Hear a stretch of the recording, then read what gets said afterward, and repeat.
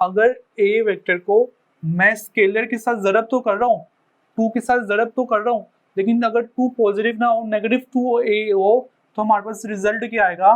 तो रिजल्ट ये आएगा, मैग्नीट्यूड तो उतनी ही रहेगी, 2a ही रहेगी, लेकिन डायरेक्शन क्या हो जाएगी? रिवर्स हो जाएगी। अब दोबारा इसी चीज़ पर आएँ, ज़रा वापस आएँ, अब आपको पता चलेगा कि यूनिट वेक्टर का इस्तेमाल करने का कितना ज़्यादा बेनिफिट है। अब a vector A is placed at 5 unit toward east. अब ये पूरी लाइन को मैं एक दो वर्ड्स में मैं लिख दूंगा, ये देखें, इस तरह भी लिख दूंगा, A vector is equal to 5 i hat. तो मैंने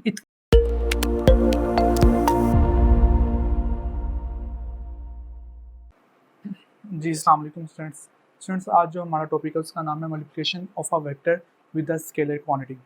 कल हमने जो लास्ट टाइम हमने जो पढ़ा था उसमें पढ़ा था addition and subtraction of a vector. तो हमने ये देखा था कि वेक्टर्स को वेक्टर में ऐड कर सकते हैं, वेक्टर को वेक्टर में सब्ट्रैक्ट भी कर सकते हैं, लेकिन वेक्टर को स्केलर में ऐड नहीं कर सकते, वेक्टर को स्केलर में सब्ट्रैक्ट भी नहीं कर सकते। लेकिन बेटा हम मल्टीप्लाई लाजमी कर सकते हैं वेक्टर को स्केलर के साथ। तो वेक्टर को मल्टीप्लाई कर सकते हैं हम लोग स्केलर क्वांटिटी के साथ।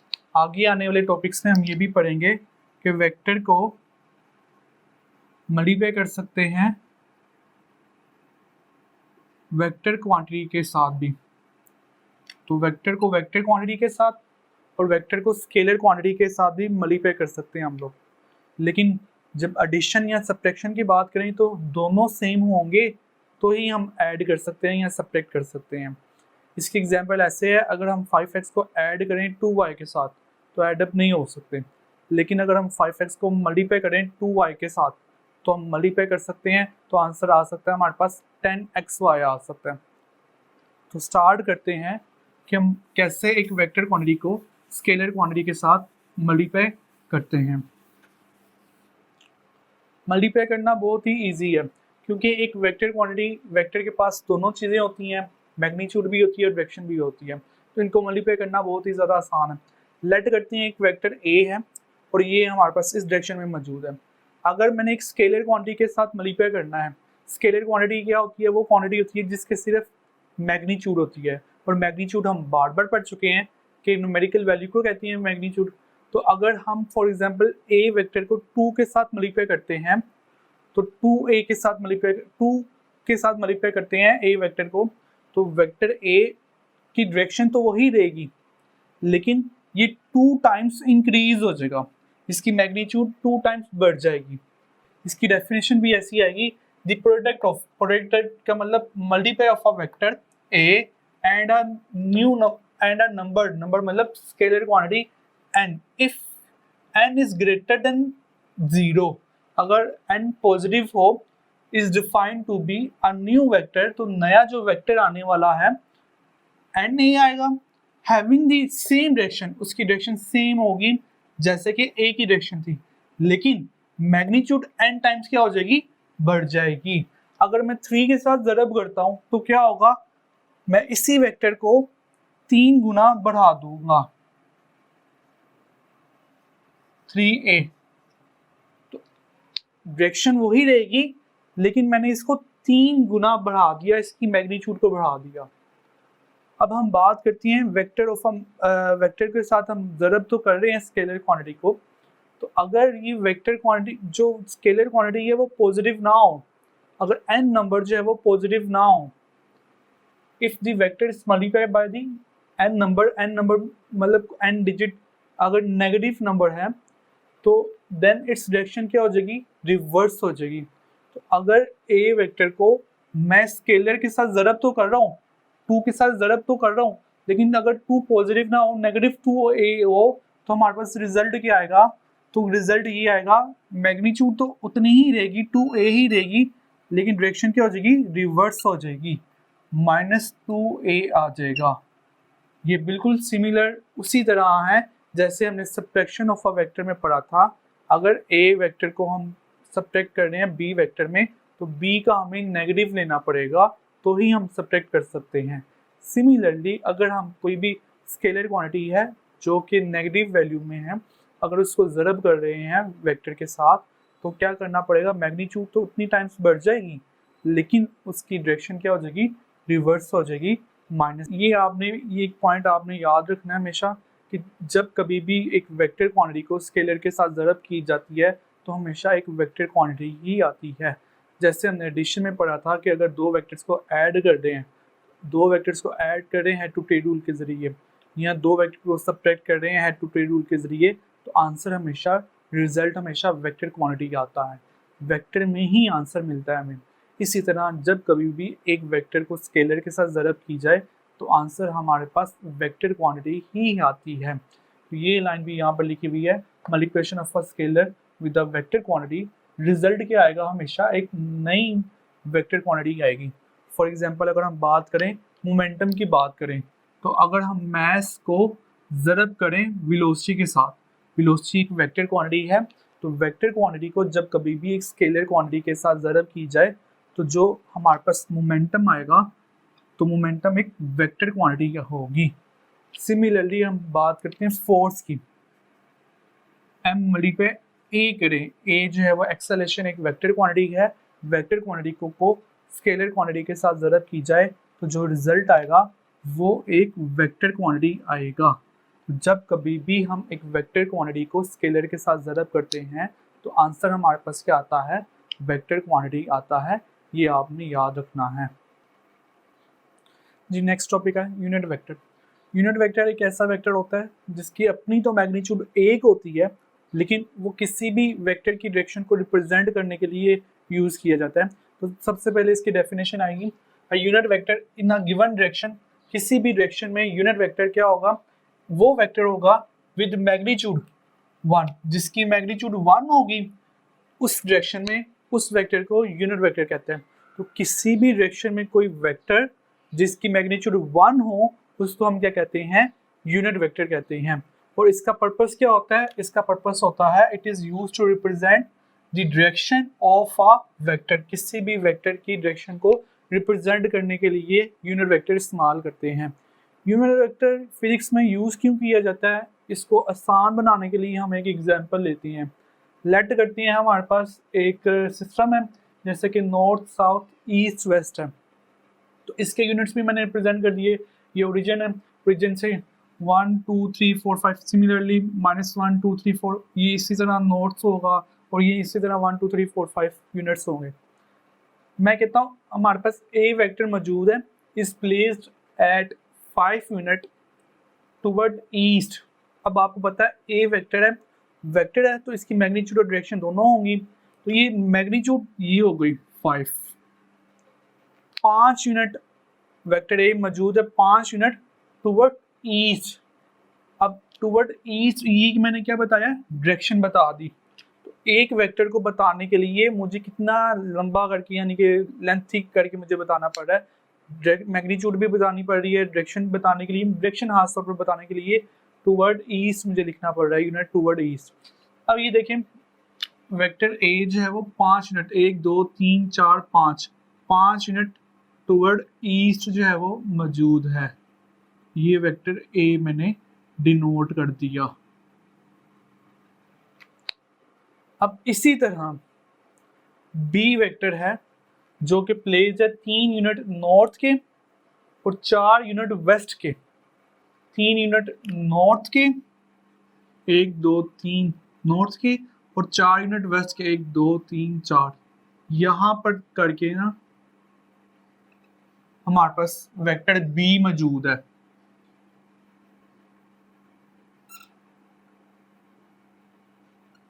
ये बी वेक्टर मौजूद है, तो बी वेक्टर को बताने के लिए मुझे क्या बताना पड़ रहा है, ये मैग्नीट्यूड, ये भी मैग्नीट्यूड बतानी पड़ रही है और साथ में ये डायरेक्शन नॉर्थ और ये वेस्ट ये बतानी पड़ रही है। तो इतना ज़्यादा लेंथी सिस्टम को शॉर्ट करके बताने के लिए हम लोग यूनिट वेक्टर यूज़ करते हैं। अब इसी चीज़ को मैं कैसे शो करके यूनिट वेक्टर में लिखता हूँ अभी मैं आपको बताता हूँ। ये देखें, पहले और समझ लें, यहाँ पर यूनिट वेक्टर को हम लोग रिप्रेजेंट करते हैं ए हैट के साथ, हैट के साथ रिप्रेजेंट करते हैं, यहाँ जिसको हम कैप भी बोलती हैं। किसी भी वेक्टर के ऊपर, किसी भी मतलब सिंबल के ऊपर हैट डाल दें या आप लोग क्या डाल दें, कैप डाल दें, तो ये क्या रिप्रेजेंट करेगा, ये रिप्रेजेंट करेगा डायरेक्शन को रिप्रेजेंट करेगा। अब इसका फॉर्मूला कैसे डिराइव होगा, एक वेक्टर है, वेक्टर के पास दोनों चीजें होती हैं, मैग्नीट्यूड भी होती है और डायरेक्शन भी होती है। मैग्नीट्यूड हमने रिप्रेजेंट कर दी ए, और ये बार के साथ जो है मैग्नीट्यूड रिप्रेजेंट कर दी, और ए हैट ये मैंने डाल दिया, डायरेक्शन बता दी, तो मैंने एक वेक्टर को रिप्रेजेंट कर दिया। वेक्टर जो है वो क्या आ गया, वेक्टर आ गया, मैग्नीट्यूड साथ में इसकी डायरेक्शन आ गई। अगर मुझे डायरेक्शन ही निकालनी है सिर्फ, तो मुझे मैग्नीट्यूड उधर जाके क्या करनी पड़ेगी, डिवाइड करनी पड़ेगी। तो मुझे यूनिट वेक्टर निकालना है, तो इसका फॉर्मूला क्या आएगा, वेक्टर डिवाइडेड बाय इसकी मैग्नीट्यूड आ जाएगी, ये फॉर्मूला बन जाएगा। अब फिजिक्स में रूल है और बताया जाता है कि रेक्टेंगुलर कोऑर्डिनेट सिस्टम में कैसे एक्स और वाई और जेड में कैसे यूनिट वेक्टर को हम रिप्रेजेंट करते हैं। ये हमने सिंबल के साथ उसको रिप्रेजेंट कर दिया हुआ है। रेक्टेंगुलर कोऑर्डिनेट सिस्टम आपको पता है एक्स वाई और जेड एक्सिस होते हैं, ये मैंने यहाँ पर बना दिए हैं।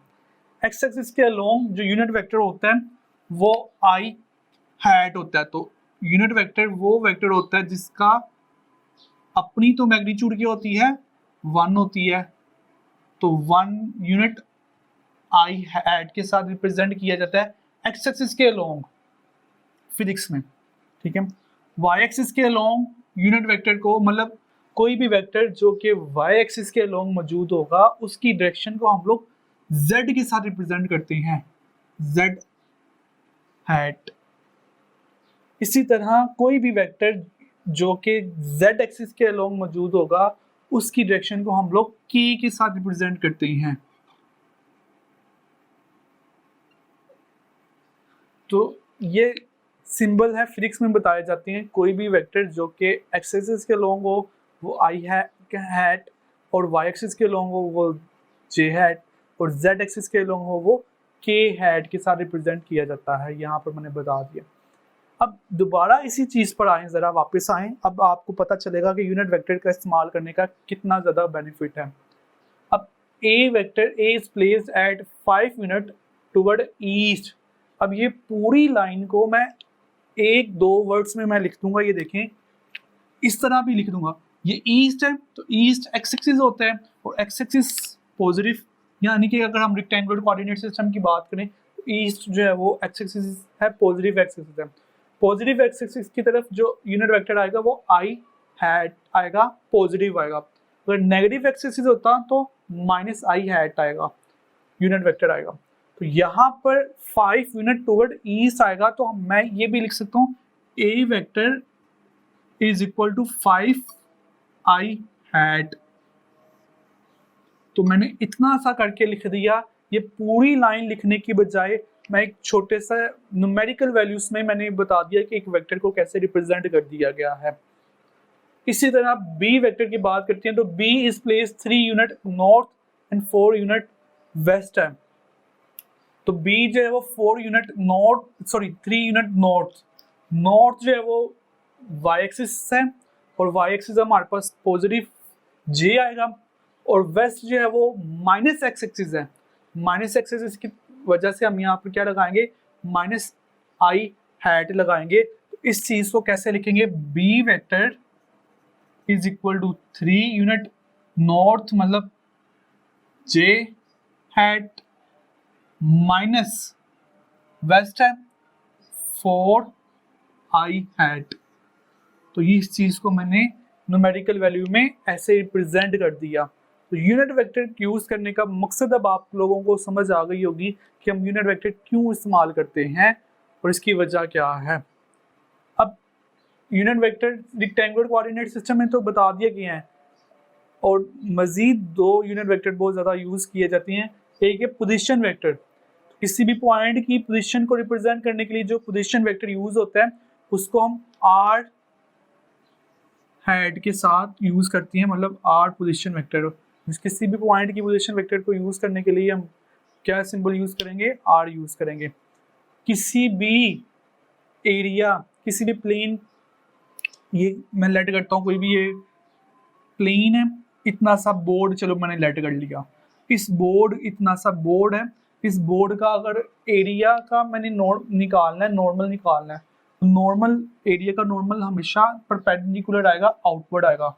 चलिए और समझाने के लिए मैं आपको एक और एग्जांपल लेता हूँ। चलिए मैं कहता हूँ ये रजिस्टर, इस रजिस्टर का ये जो एरिया है, इस एरिया का मैंने यूनिट एरिया निकालना है, मतलब एरिया, यूनिट एरिया निकालने के लिए मुझे इसकी जो डायरेक्शन लेनी पड़ेगी, वो डायरेक्शन हमेशा इस एरिया के परपेंडिकुलर होगी। तो एरिया यहाँ पर इस तरह मौजूद है, तो इसका परपेंडिकुलर क्या आएगा, अपवर्ड आएगा।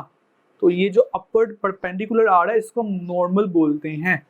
नॉर्मल का यूनिट वेक्टर एन हेड के साथ रिप्रेजेंट करते हैं। तो एरिया का नॉर्मल का यूनिट वेक्टर हम एन हेड के साथ रिप्रेजेंट करते हैं। किसी भी एरिया का नॉर्मल